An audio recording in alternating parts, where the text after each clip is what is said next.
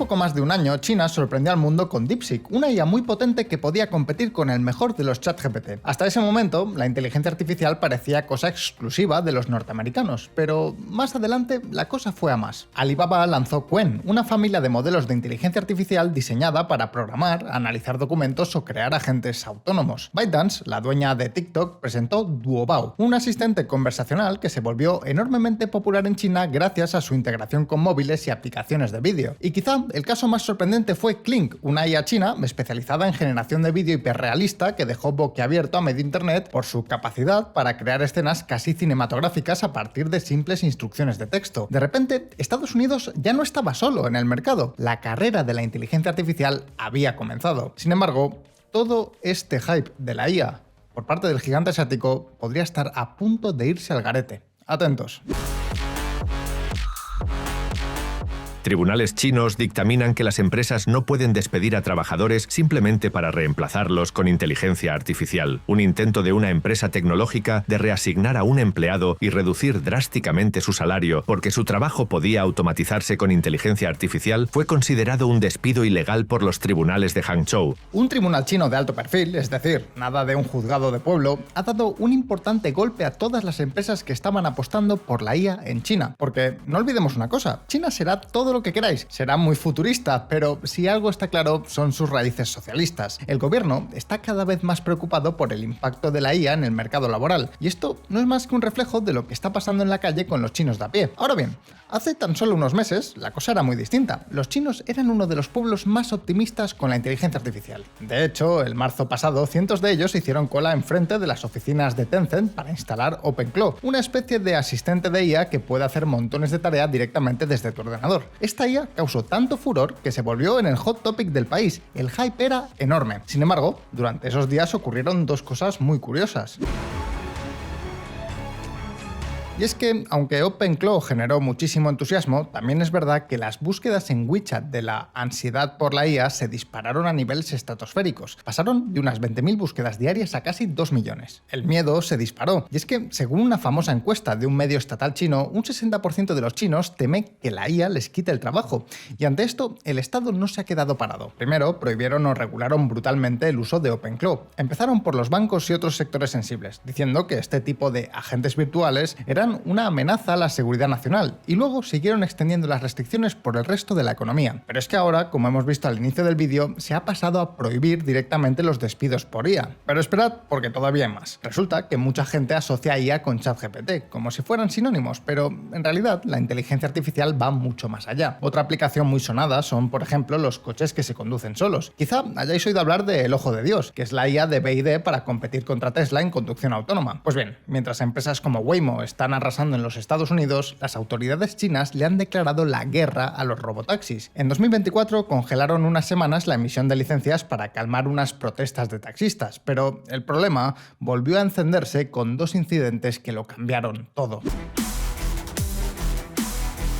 Los dos incidentes que acabo de comentar están relacionados con los vehículos Apollo Go de Baidu, la mayor empresa de robotaxis del país. Resulta que un centenar de estos vehículos se paró en seco en mitad de la calle por un fallo del sistema. Y el problema no fue solo que fallaran los robotaxis, sino que esto paralizó por completo el tráfico de Wuhan. Pero es que cuando este asunto ya estaba más o menos resuelto, unos días después ocurrió el segundo incidente, uno muy parecido, aunque a menor escala. ¿El resultado? Pues las licencias de robotaxis vuelven a estar completamente congeladas, y las acciones de estas empresas han sufrido una caída en lo que va de año de entre el 10 y el 30%. Y claro, lo que ahora mucha gente se pregunta es si este bloqueo se debe 100% a cuestiones de seguridad o se debe a que el gobierno ha aprovechado estos incidentes para calmar las protestas de los taxistas. Y es que, amigos, hay una cosa que no se puede negar. La presión sobre el gobierno chino para frenar la IA es cada vez más fuerte, pero teniendo en cuenta que precisamente una de las grandes apuestas de Xi Jinping que está en hacer a China una pionera tecnológica, hay una pregunta que tenemos que hacernos. ¿Puede suponer todo esto un giro en el rumbo del gigante asiático? ¿Por qué el gobierno parece estar cediendo y frenando el desarrollo de esta tecnología? ¿Qué consecuencias puede tener esto a nivel interno y geopolítico? Pues en este vídeo lo vamos a ver, pero antes, fíjate en esta gráfica. Lo que ves en pantalla es el dinero que he ganado este año por usar Trade Republic en lugar de un banco convencional.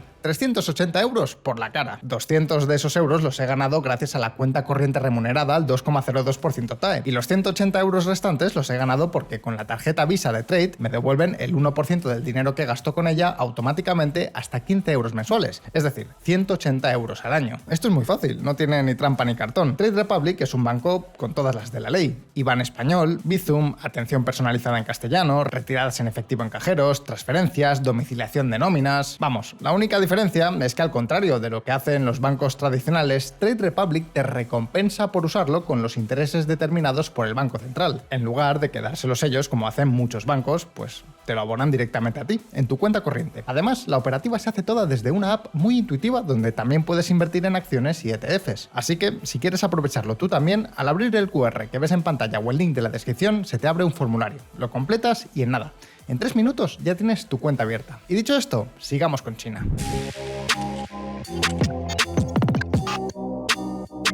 A día de hoy podríamos decir que la economía china tiene 3 grandes problemas, que además están muy relacionados entre sí, a saber, la burbuja inmobiliaria, el bajo consumo y el desempleo juvenil. De hecho, este último es salvaje. Entre 2018 y 2023, la tasa de paro entre los jóvenes de 16 y 24 años, sin contar a los estudiantes, se duplicó hasta superar el 20%. Es cierto que si nos ves desde España, pues quizá no te parece para tanto, pero para un país que sigue estando en vías de desarrollo, es una auténtica barbaridad. Y es que, amigos, en Estados Unidos no paran de quejarse de que los chinos les roban las fábricas y el trabajo, pero es que en China ocurre lo mismo, pero la culpa se la echan a Malasia, Vietnam o las Filipinas. Entre 2011 y 2023, las industrias más intensivas en mano de obra perdieron 7 millones de empleos y sectores como el textil crearon un 40% menos de empleo que en la década anterior. Además, el trabajo en las fábricas se ha vuelto más precario, con un tercio de los trabajadores haciendo turnos flexibles en vez de jornadas completas. Eso sí, en este canal os hemos contado muchas veces cómo China no destruyó empleo en los Estados Unidos. Todo lo contrario. Pero el problema es que China no es los Estados Unidos y aquí la economía no está respondiendo bien. Para Xi Jinping, la prioridad número 1 es crear una industria nacional de alta tecnología fuerte y ha puesto a todo el sector financiero del país a trabajar por lograr esta meta. ¿Y dónde está el problema? Pues en que este sector no requiere demasiada mano de obra. Además, esta obsesión por las exportaciones tecnológicas se está haciendo a costa del consumo doméstico, y en especial del consumo de servicios, que es precisamente donde más empleo se generó en Estados Unidos cuando China se llevó sus fábricas. Hay un dato que resume todo esto perfectamente, y es que en abril de este año las ventas de BYD fuera de China crecieron un 35% interanual, una auténtica barbaridad. ¿Pero cuánto diríais que crecieron dentro de China? ¿La mitad? ¿Un tercio? Pues no, nada de eso. De hecho, las ventas de BYD dentro del país cayeron un 15%. Y BYD no es un caso anecdótico. De hecho, las ventas de automóviles dentro del país llevan estancadas desde el año 2018. Pero amigos, la cosa no acaba aquí. El desempleo juvenil en China tiene una particularidad, y es que afecta especialmente a los graduados universitarios, y no precisamente a licenciados en antropología o historia del arte. No, hablamos de ingenieros y estudiantes de administración de empresas que están en el paro, personas recién graduadas que a veces compiten contra 1 millón de candidatos por un puesto de trabajo que prácticamente requiere el mismo título para todos. Es más, ya es común leer noticias como esta. Dado que el desempleo sigue siendo un problema importante para la juventud urbana en China, cada vez más graduados universitarios se ven atraídos por el trabajo de reparto. Más del 20% de los conductores de las 2 plataformas más grandes, Le.me y Meituan, tienen títulos universitarios. A partir de 2022, al menos 70.000 conductores tenían un máster. ¿Entendéis ya por qué China está empezando a volverse tan pesimista con la IA? Y es que el problema no es la IA en sí misma, es que con el mercado laboral estando como está, cualquier cambio se percibe como una amenaza. Y no es para menos. Según un estudio de la Universidad de Pekín, los sectores en China más expuestos a la inteligencia artificial están contratando a menos gente. La situación ha escalado tanto que el Comité Nacional de Normas ha preparado una guía nacional estandarizada para interrogar a las empresas sobre el impacto que la IA está teniendo en el empleo. No penséis que hablamos de la típica encuesta que existe en todos los países, donde el servicio de estadística te llama por teléfono y te hace unas preguntas para publicar luego un gráfico con la opinión pública. No, hablamos de algo mucho más riguroso y pensado para controlar que la IA no genere despidos. Y aunque todavía no es obligatorio, muchos otros requerimientos que sí son obligatorios para las empresas han empezado del mismo modo que esta guía. Entonces, ¿quiere todo esto decir que China le va a dar la espalda a la IA? Pues a ver, tampoco nos pasemos. En realidad, amigos, esto no es nada nuevo. Los oficiales chinos llevan al menos una década preocupándose por el impacto de la IA en el empleo y tratando este tema como toda una prioridad. Lo que pasa es que ahora el tema ha explotado. La IA ha avanzado mucho más rápido de lo que la gente esperaba y el mercado laboral chino también lo está haciendo peor de lo que se creía. Aún así, la posición oficial sigue siendo el optimismo y que no cunda el pánico. Y ya sé lo que muchos estaréis pensando, pero vamos a ver. ¿Qué pasa con aquel dictamen judicial de que las empresas no pueden sustituir a sus trabajadores por IAs? ¿Acaso esto no cambia las reglas de juego? Pues a ver, es importante y tampoco es que sea una buena noticia, al menos para los optimistas tecnológicos, pero hay que poner las cosas en su contexto. Y es que, vamos a ver, en los años 80 también estaba estrictamente prohibido que las empresas privadas rurales tuvieran más de 7 trabajadores, y hay registros públicos con empresas de más de 1000 trabajadores. Es decir, que todo el mundo se saltaba la ley como quería y ni siquiera lo intentaban disimular. Además, no nos olvidemos de una cosa, y es que para Xi Jinping la IA sigue siendo una carrera